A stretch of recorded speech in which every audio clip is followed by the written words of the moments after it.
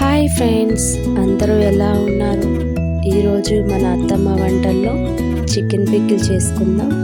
ముందుగా 1 kg boneless chicken తెచ్చుకున్నాను. నేను నీట్గా వాష్ చేసుకొని ఒక ప్యాన్లో ఆయిల్ సరిపడా వేసుకొని వీటిని బాగా ఫ్రై చేసుకోవాలండి. చాలా బాగా కదుపుతూ ఉండాలి. నేను మీకు వీడియోలో చూపిస్తున్న విధంగా మిక్స్ చేస్తూనే ఉండాలి. గోల్డెన్ కలర్ వచ్చేంత వరకు ముక్క క్రిస్పీగా అవ్వాలి. ముక్క క్రిస్పీగా అవ్వకపోతే పికిల్ అనేది ఎక్కువ రోజులు ఆగదు.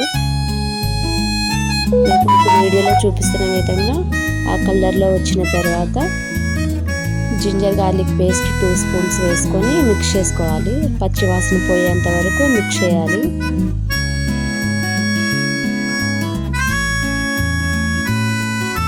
మీకు ఈ పికిల్ అనేది 3 months వరకు స్టోర్ ఉంటుంది.